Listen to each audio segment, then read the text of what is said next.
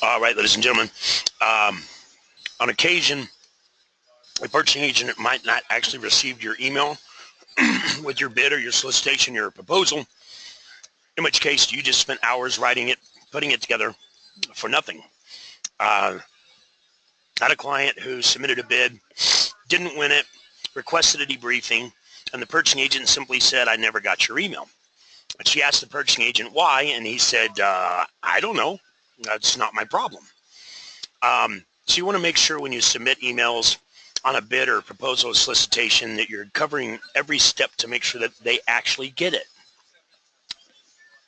I wrote an article about it on LinkedIn back in 2016. This is the day after my birthday. One of my clients asked me to shoot a video on it, so that's what we're doing right now. You invest time submitting a bid and they don't get it. Obviously, it's frustrating. And there's nothing that can be done about it once the contract's already awarded. There is no one single solution for this issue. It's not always the same issue causing the problem, but these are 5 solutions that I've come up with that you can use in conjunction to help you resolve these issues. Number 1, you can call the purchasing agent and ask them if they got your email, or if you send them a FedEx package or whatever.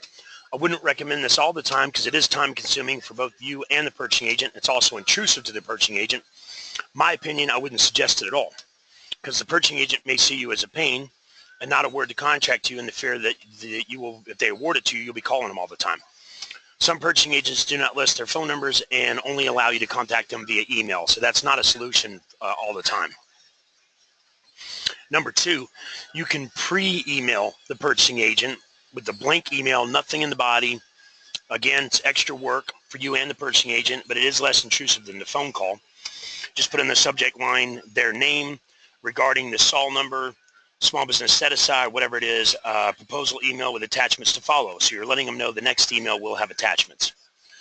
And you can also mention in the email to please reply notification received or email received.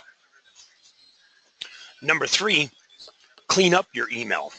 I wrote an article last year about the Better Business Bureau and federal purchasing agents, took a large poll of purchasing agents and asked them if the BBB was ever a consideration. All 100 purchasing agents replied no, the government does not use the BBB to determine if you should win an award. So if you have a BBB logo on your email with a hot link to your BBB rating on the BBB website, that link could be the sole reason why your email is being blocked. The government does not care if you're a member of the Better Business Bureau. They don't care if you're a member of Joey's List or the National blah, blah, blah, Twitter, Facebook, Snapchat, even your own website can get your email blocked. So you'll see my signature below, and I'll show you here in a minute how to put together an email properly. No hot links, no Twitter. I don't even list our website, my email, nothing. So there's nothing attached to my email that's going to get my email blocked by their security or their firewalls, what have you. It's just raw text. And I'll show you an example here in a minute. Some people use fancy backgrounds or colored backgrounds or pictures of their kids on their background. Purchasing agents don't want kittens and butterflies. They don't care about your children. They don't care about nothing but their job. They just want raw information. They don't care if your kid was president of the Breakfast Optimist Club or Citizen of the Month Club. They don't care. So don't have that stuff on your email. I put this up as a joke because one of our clients actually won a contract at the Pelican Bay Penitentiary. Simply ask. Ask them, reply in the email, please reply received to this email so we know that you have received it. Thanks. This is also relevant to whether or not the purchasing agent receives the email at all.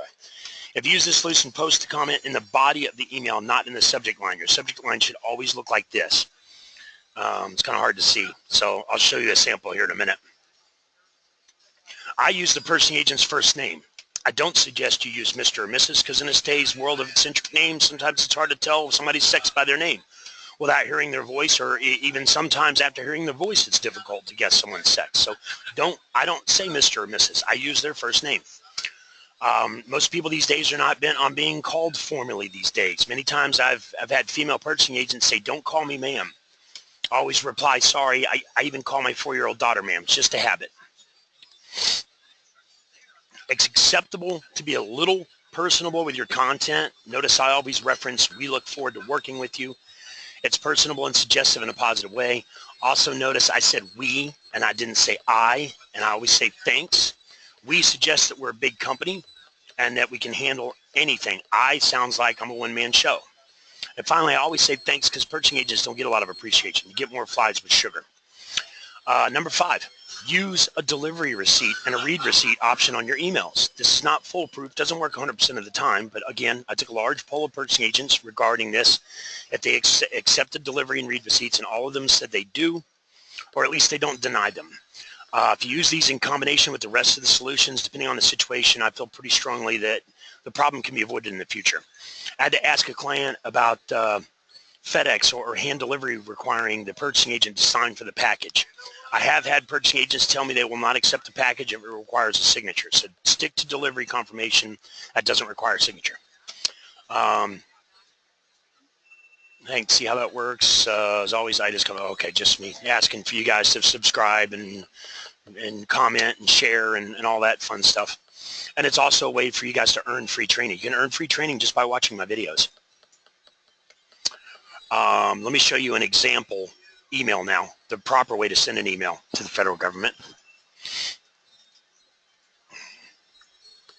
There's several things you want to do. Number 1, let me actually go in and find an opportunity to bid on.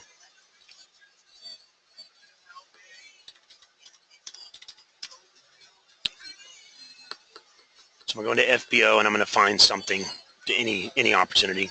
This is fine. So I want to copy this title and the solicitation number.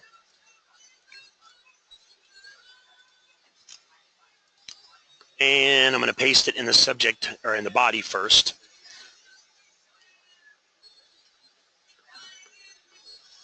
I think that's misspelled. I think it's supposed to be orthotics, TH. Huh. Just goes to show you that you want to create searches that are misspelled on purpose. That's another training, another trick that I have that I teach you guys. Okay, so we're going to go to the very bottom of the opportunity, which is where the purchasing agent's emails are. Right there. All you got to do is click on it. It'll automatically go to the email, copy, or cut it out, whatever. Go to the email that I've already started. No, I don't want to save. So I'm going to put their email here. And like I said, I always use their first name. William, regarding.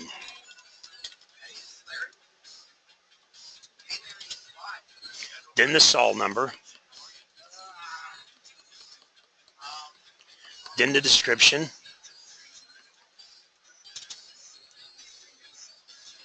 And then my question.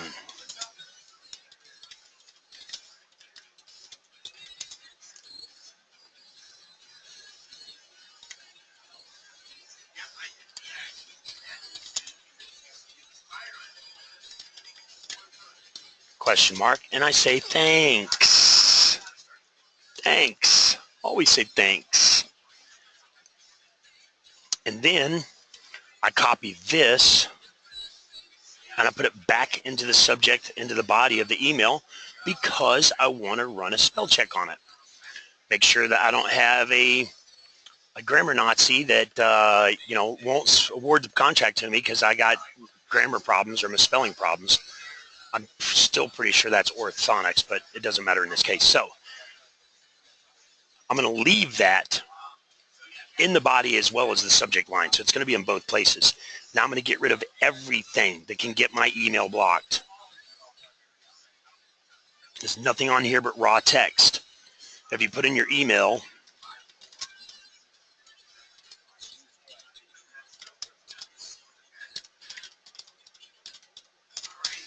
it turns into a hot link. See how it turned blue? That can get your email blocked because it looks like an attachment. It looks like it could look like a virus. So you don't want that. And I had a client respond, well, are they supposed to know what email to email me back at? Because you're sending it to them. It's going to come up under your email address in their inbox. So you don't need your email in the actual opportunity or in the email address in the email. You don't want to put your website on here because that can also turn into a hot link. You don't need that. This is just communication. You're not trying to sell anything here. I mean, you're trying to sell your product or service, but you're not trying to sell something through this email. You're just trying to get your bid over.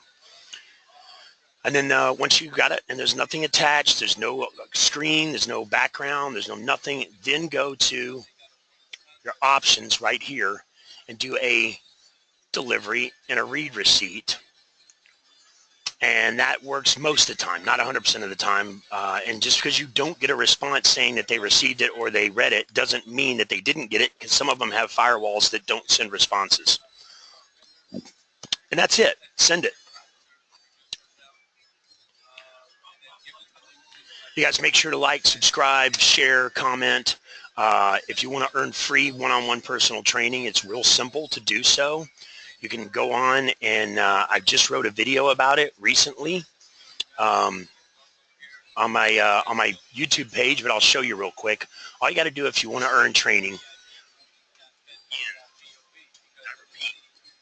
watch one of my videos. When it starts, take a screenshot of the video and include the clock down here in the corner so that I can see when you started watching the video.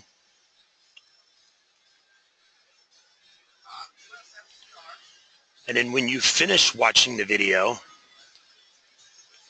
don't fast forward it to the end, because I'll know you didn't watch the whole thing, because you're saying you watched a 53-minute video in 2 minutes. That doesn't make sense. So 53 minutes later, when this video is over, take another screenshot showing that 53 minutes has passed. And basically the intent here is that I want you to watch the video from beginning to end. I don't want you to watch it for 1 minute, skip to the end, because that's not going to help me. By watching the video from beginning to end, that increases my watch time, and that makes me more relevant on the internet. If you have videos on the internet, you want me to teach you about that, just let me know.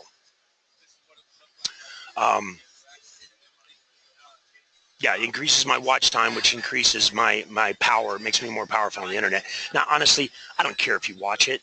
As long as you let it play from start to finish. You know, I got a client who says she starts my videos and then she goes and does stuff. And she comes back when the video's over and she takes her second screenshot. You know, obviously, I want you to watch them. I want you to learn from them. But if you just want to earn free training, start the video, take a screenshot, go walk your dog, go to the grocery store, wash your car, whatever. Let the video play from start to finish, though. And then send me screenshots showing that you did, and I'll give you free training. I'll give you free one-on-one personal training, not just the everyday group session. All right?